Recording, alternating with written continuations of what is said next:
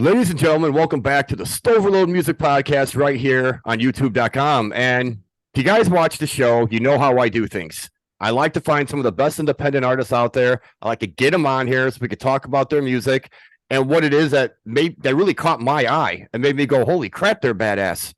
Well, I have a band just like that once again today. And much like you guys, you ever see these bands that are just really badass in the first 30 seconds and you could just tell, you just know that these bands, this is going to be a badass band. They're going to go far and they're going to take over probably a lot faster than they planned. For this band I have today, I want you to welcome Jason, Josh, and Monica. They are 3 or 4 members from the band known as In the Variant. Guys, welcome. Thank you for having What's us. up? Thank you. You mean us? That's what you're talking about? Oh, okay. That's cool. Stoked to be here, man. Yeah, absolutely. It's an honor to have you guys. I got literally enthralled with your newest single, The Wayside. And that song's amazing. And whoever produced that video really did their thing.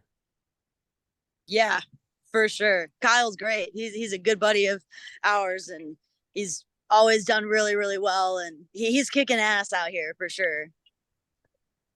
I'm curious because I know, Jason, you were saying, on your off time, you're an EMT, and there was a scene in the video where there was paramedics and all this stuff being done for the concept in the music video.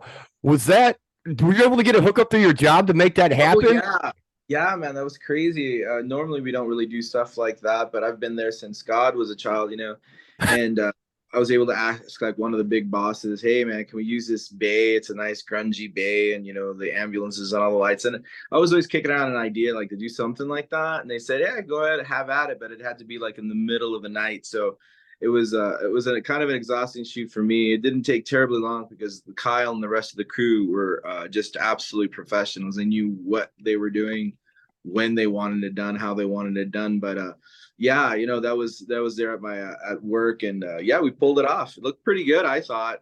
Pretty decent.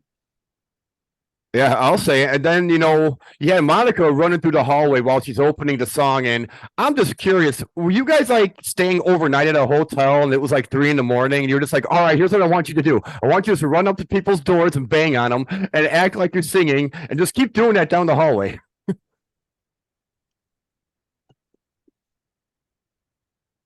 Oh, Monica? We got technical difficulties going on. I'm so sorry about that. I pressed mute on myself. Fat fingers. Yeah, when we decided to do that, Kyle was like, I really want to open with that whole, like, my partner at the time works at an apartment complex, and I was like, this hallway is so crazy and creepy. All the colors are the same. Gives me like, what's that movie with Jack Nicholson? The Shining. Yeah, it gave me the Shining vibes, hardcore, especially with the lights being on the walls, like pointing down, and all the purple colors, So that shoot was so much fun. It was 2 6-hour days. Oh my god. Wow. And Josh, I feel bad for you because it's like they got scenes for everybody or something. It's like, and the only scenes we have of you is you and the bassist jamming out. Did you want to be Did you want to be involved more, or was it just, hey, use me where you want me? No, I mean, it was a blast. There was actually a scene where I was in an office, so that was fun. My boss, my a-hole boss. I was trying to play a real good a-hole boss. Yeah, so that was fun, man. Well, I don't know you personally, but it looks like you did a good job. Thank you. I was so depressed. It was just like I was at work. Yes, that was my goal. You did it. Safe to say reality is very important in your concepts. Yes, 100%. That is, I mean, how else are you supposed to like resonate with other people if not just telling your story, and I don't do work because I love it. Ain't that the truth? And you guys have been around, you're still a relatively new band, so to speak, because you guys started what, 2017 or 2015? So we've been making music together. Three of us have for a while, but the band in its current iteration it's been about 1.5 years at most. So it's kind of an old but new thing. But it seems like you've been doing it forever. You guys are just so well oiled, and your music is just so on point. Thank you. Yeah, I mean, honestly, like it's just the awesome mix of these musicians. Like they're the best musicians and vocalists like I've ever had the ability to work with ever. I've been playing music since I was like 10, and this is by far the most fun I've had and the most I've ever learned. Like it's just we're always constantly learning from each other, and I think that's huge. And so I guess, Jason, it's safe to say you've been playing with the band for the same amount of time too, right? Yeah, not well for the majority of it. Kidding. Uh, Not unfortunately. No. Yeah. One of a mutual friend introduced me to the guys, just like a house basement, that type of thing. I don't know. I've been to a lot of bands, and I was kind of like not even really wanting to go, but it's the best situation or best thing that's happened to me as far as musically and such like that ever basically be able to work with these guys. But yeah, we've been playing for quite a bit. Myself, I guess, have been playing since the same thing around 10 or 11 years old, something like that. Yeah. When were you blessed to have Monica join the lineup? Oh, That was like a year ago, like this month, I think. Monica is the white whale, man. I mean, we definitely she just so impressed me. I have to say, I don't remember exactly the first show, but she played with another band at one of our shows when we actually didn't have a lead singer at the time. We were just doing an instrumental number, and I was so impressed with her. And I just kept, I don't know, bugging her, annoying her. I don't know. She was probably gonna 86 me off of her phone list there any minute, but I was just like, hey, if you have a minute, whatever, just come jam out with us and come see how it goes. Maybe for at least almost a year, I guess, of trying to get it done. And she finally felt sorry enough for me, I guess, and came over to the practice. It really clicked. Yeah. Not even felt sorry. I was just kind of stretching myself thin with my original band, and work and just kind of getting swept up in the day to day. I had some big life changes happen to me, and I was like, like these guys are so great. Like I always have a great time when I'm around them. Their music is so good, and they just jive. That I was like, yeah, send me some songs, let me see what I can do. And they sent me Wayside, and I remember, I think it was during quarantine you guys sent it to me, and I was like, okay, I'm gonna do it. I had my setup, and I was like, I'm gonna just sit down and really, because usually in my other band it's a lot of like we write together, so I'm not super familiar with just like, here's the track, write to it, and they give me so much creative freedom to really do whatever I want, and then obviously polish it at the end of it. But yeah, no, I started writing a Wayside, and I was just like, man, this is like, it's so catchy, and it's crazy because I've always felt they were so progressive, or just not pop formula, I guess. But it was cool to add the pop formula lyrics to it and be like, wow, that's a radio hit. Yeah, it was. And you wouldn't tell there was a pop flavor to it, because it sounded like strictly metal or rock to me. I never picked up on any pop at all in it.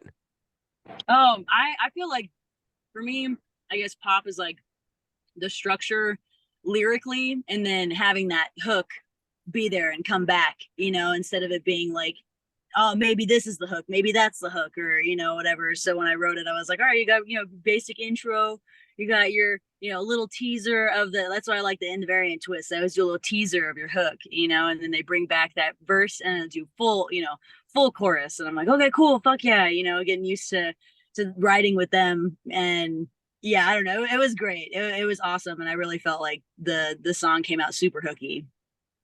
So it's safe to say that I think you finally found your permanent home in rock. yeah, definitely in rock for sure. Like they really allow me so much space, and it's honestly beautiful. I've learned so much just being able to have so much creative freedom.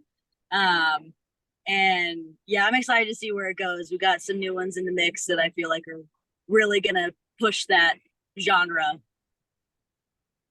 Yeah, and we're looking forward to it. And for all the fans, if you guys listen to our weekly show or our power hours, you might have noticed recently that they showed up on not one, but two shows in the same week.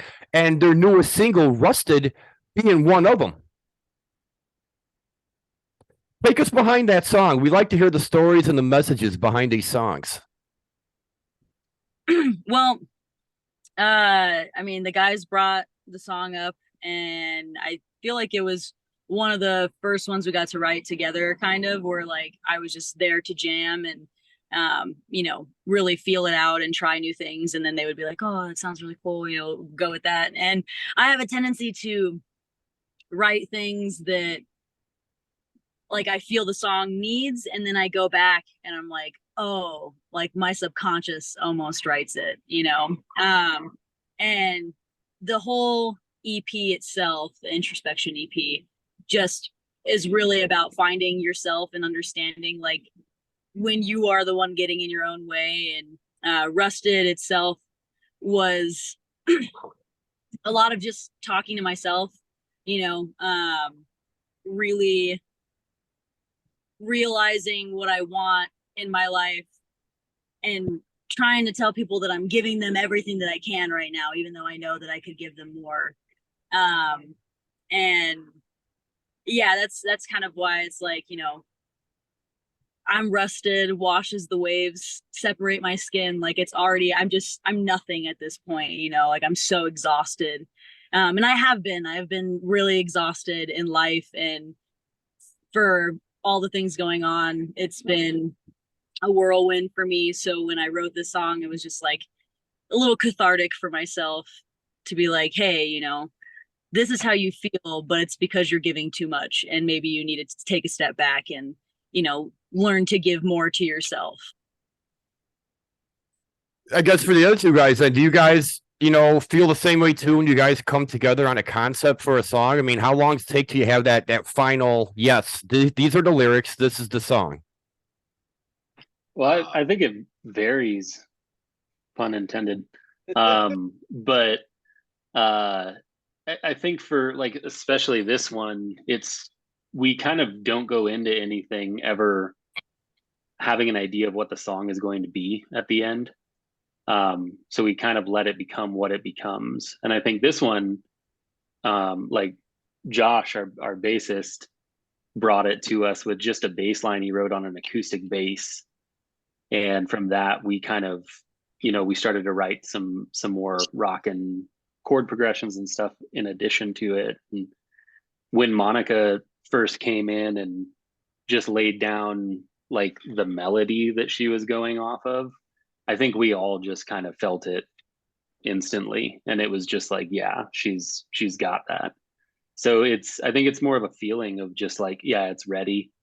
And then, you know, there's a question of, is it really ever done? That's always something that's hard, is like, No. you know, when do you stop making changes, and when do you just let it be what it is? So it's very fluid, I think. I can imagine. And Jason, I'm sure you're aching to do some background vocals. You know, the drummer has the drive, you know, but I can just get that sense a little bit. Oh, you know, I don't know why. I'm just kidding. No, I did just, yeah, I just recently grabbed a Madonna mic, you know, and I'm gonna start using that a little bit more on stage. I've just been so in tune. I try and play, you know, well every single time. I take it very seriously when I'm up there. So, you know, trying to like actually think about doing background vocals, it's like, well, that might be good for like a poppier band or something where it's a little bit more 2/4 or something like that going on. But now I just never experienced somebody like Monica as far as like a lead person in the band, and it's just like, it just makes me want to try harder and do everything I can to support the song instead of playing a drum solo now, you know. So yeah, that's definitely on the horizon there. I don't know how well I'll do it, but you know, I'm sure I'll get my hand. You've been crushing it. Realistically, he brought the mic out at last practice, and it's like to be able to bring your brain like that and play well on the drums and still support the song vocally, like it's amazing. It's easily one of the best drummers I've ever worked with, hands down. Oh, Thank you. When you say Madonna, Mike, maybe I just have a bad sense of humor, but I'm thinking of the cones that Madonna wore on stage. Is that what we're talking about here? We want people to come to the show, not run and terror. No, yeah, just a little wraparound headset microphone, Oh, okay. Makes sense. A headset mic. There you go. Okay. We like to have fun on the show, fans. If you haven't learned by now, we have humor and we like to use it. Bam. Well, we're at a point in the show we do something special. We call it The Floor is Yours. And I like to give all my guests a little bit of time if they ever want to say something special or send a shout out or a plug or a promotion, whatever the case may be. What would each of you guys like to tell your listeners or new listeners right now? I don't know. Did you guys have any thoughts on that? I didn't want to take the floor from you. I mean, if I could say anything to the old fans and the new fans, is that open your mind to an experience. I feel like so many people don't give new music a try. And I feel like we definitely have something for everybody. And I'm really excited to see where this goes.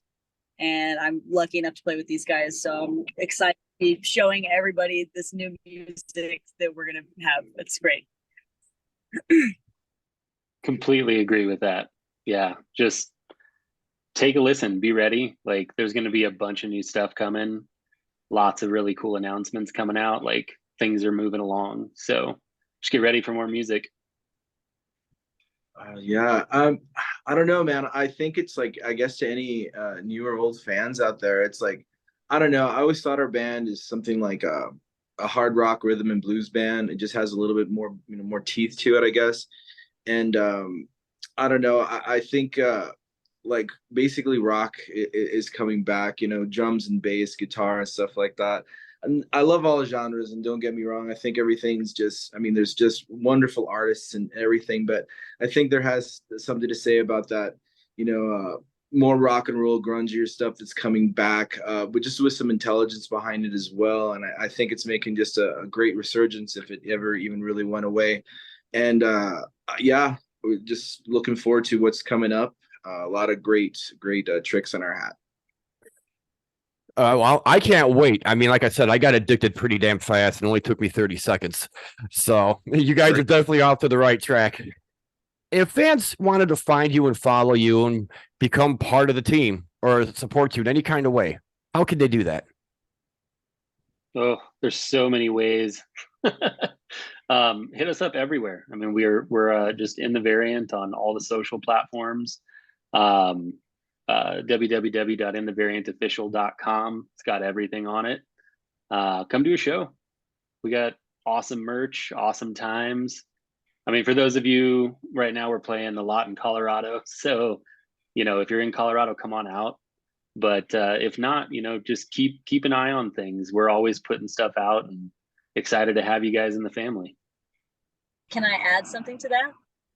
If you're out of Colorado and you have a favorite local band in your state, please tell them that you found us, and if you feel like we can play a good show with them, that's what's going to get us out there, is being aware in your local scene and pushing into those people out there. That way we can start traveling. I want to be able to play other states. So find your favorite local band, know about us, and see if we can coordinate something. It'd be phenomenal. I'm excited to meet everybody.